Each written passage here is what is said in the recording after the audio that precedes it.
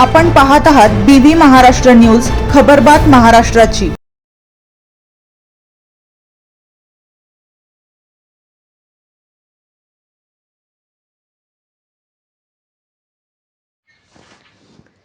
साल्हेर परिसरात नागपंचमीची आदिवासी परंपरा आजही जिवंतच।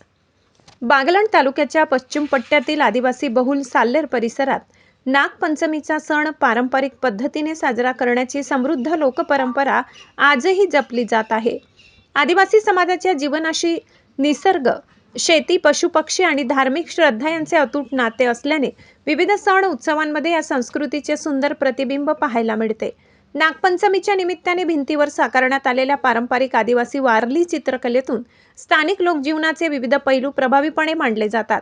सूर्य, चंद्र, डोंगर, झाडे, प्राणी, पक्षी, शेतीची कामे, मानवी समूह तसेच नागदेवतेशी संबंधित प्रतीके अशा विविध चित्रांमधून आदिवासी समाजाची निसर्गाशी असलेली जवळीक स्पष्टपणे दिसून येते।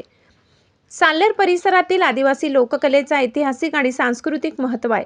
साध्या रेषा, त्रिकोणी आकार आणि भौमितिक रचनांचा वापर करून मानवी जीवनातील प्रसंग चित्रित करण्याची वारली चित्रकलेची वैशिष्ट्यपूर्ण पद्धत आहे। उपलब्ध छायाचित्रांमध्येही अशाच प्रकारे पारंपरिक शैलीतील चित्रे साकारलेली दिसतात।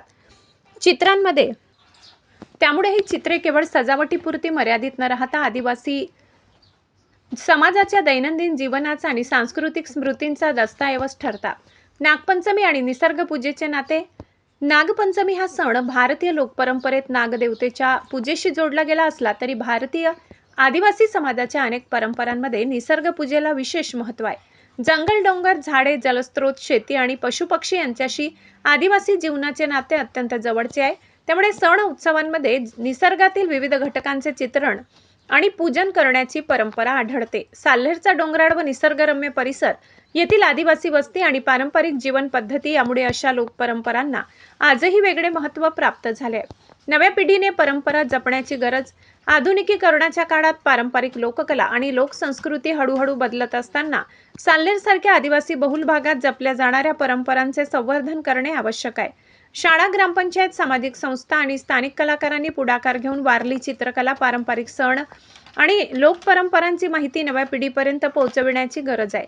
नागपंचमी सारख्या सणांच्या माध्यमातून आदिवासी समाजाची कला, संस्कृती आणि निसर्गाशी असलेले नाते समाजासमोर येते। त्यामुळे अशा पारंपरिक उपक्रमांना प्रोत्साहन मिळाल्यास स्थानिक कलाकारांना व्यासपीठ मिळण्याबरोबरच भावी पिढीलाही आपल्या सांस्कृतिक वारशाची ओळख होण्यास मदत होईल।